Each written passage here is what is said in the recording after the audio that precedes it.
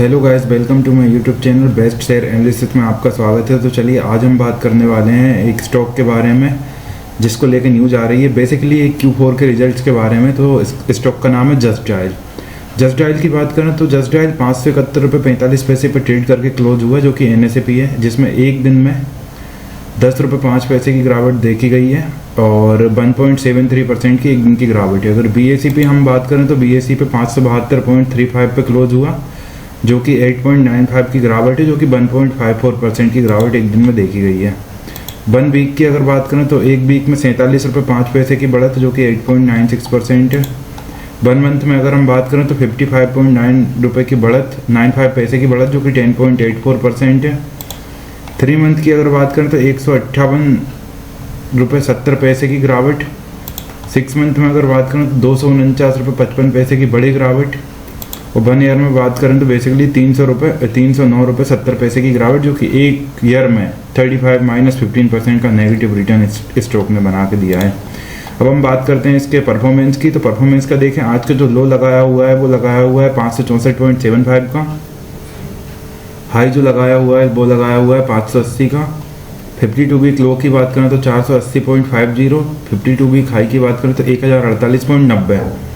अब हम देखेंगे इसके फंडामेंटल्स। तो मार्केट कैप की अगर बात करें तो स्मॉल कैप कंपनी है, बहुत ही छोटी कंपनी, 4,868 करोड़ का मार्केट कैप है।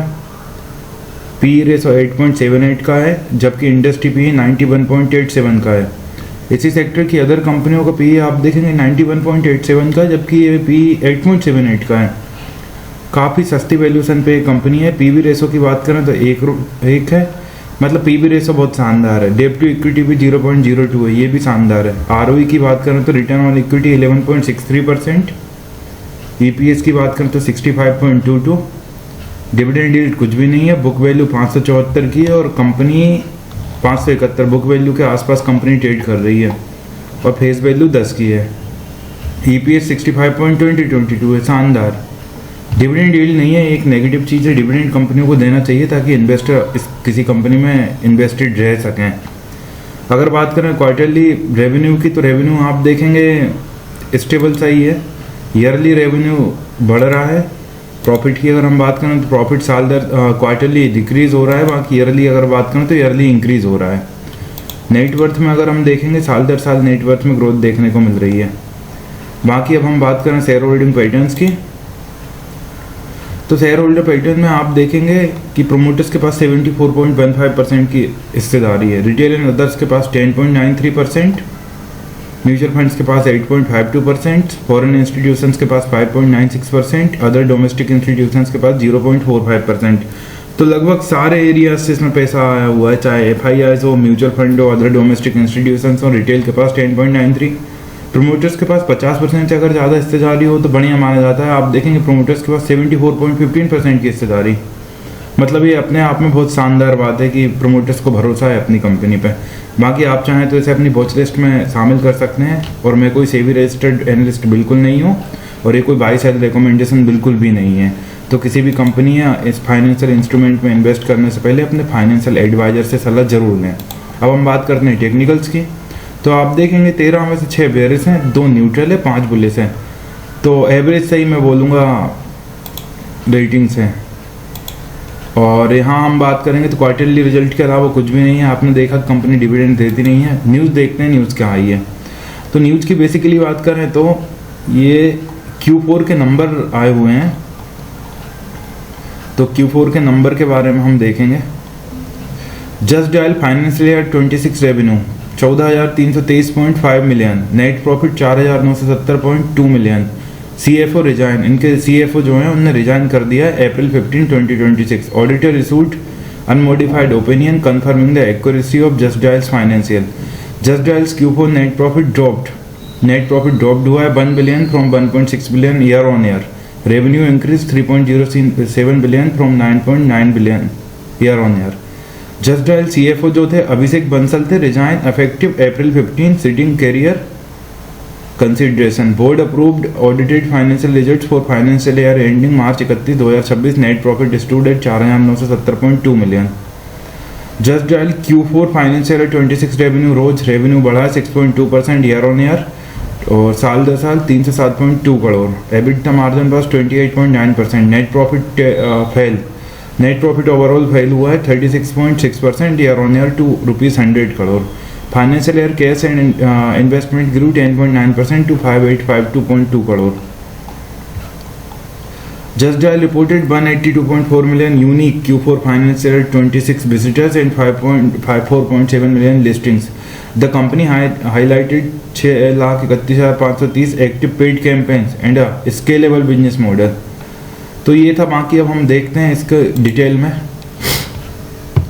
Q4 फाइनेंशियल ईयर 26 रेवेन्यू जो है 3 से 7.2 करोड़ अप हुआ है पिछले साल से 6.2% ईयर ऑन ईयर।